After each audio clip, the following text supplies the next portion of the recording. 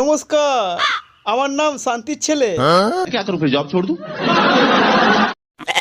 দাদা আসতে পারলো না, আমাকে পাঠিয়ে দিল বিমলের ফ্যাক্টরি পারমিশন নেবার জন্য। তোর দাদা কোথায় গেছে? উনি তো এখানে নেই, হাওড়াতে ফুচকা খেতে গেছে। ইস, মিথ্যে কথা। তার জন্য তো আমি দল বেঁধে বিমলের পারমিশন নিতে এলাম। এখন 12টা বাজে, আর 3 ঘন্টার মধ্যে তো দাদাকে আমি এখানে দেখতে চাই।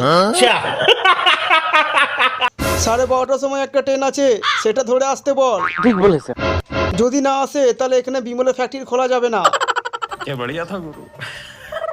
তুই জানিস আমি কত দরকারি কাজ করছিলাম? अच्छा তুমি কি বল ছিটছিলে আমি জানি, হাওড়াতে বসে ফুচকা খাচ্ছিলে। এই এই এই, তুই কাকে কি বলছিস? বিচি কেটে না হাতে দিয়ে দেবো।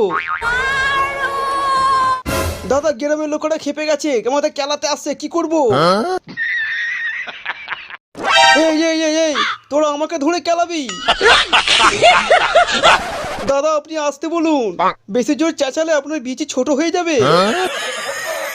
হ্যাঁ, ঠিক বলেছো, ওকে আসতে বলো চেঁচাতে, না হলে গ্রামের লোকেরা ওর বিচি কেটে ওর হাতে দিয়ে দেবে। তুমি বিমল খেয়ে ওর মুখে পিচ ফেললে, ফেলার কোনো জায়গা ছিল না, তাই ফেলে দিয়েছি। দারুণ লজ্জার ব্যাপার। কি বললি শান্তির ছেলে, তোর এত বড় সাহস? দুধ মারা, বেরো এখান থেকে। আমি এখানে দাঁড়িয়ে তোর মুখে আবার বিমলের পিচ ফেলবো, কেউ আমার বাল ছিঁড়তে পারবে না, দেখবি? এবার আমি তোর মুখে বিমলের পিচ ফেলবো না, তোর শরীরে ফেলবো, কে আটকাবে?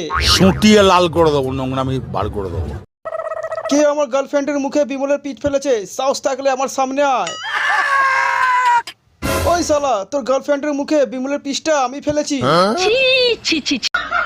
কি বাল ছিড়বি আমার, বল?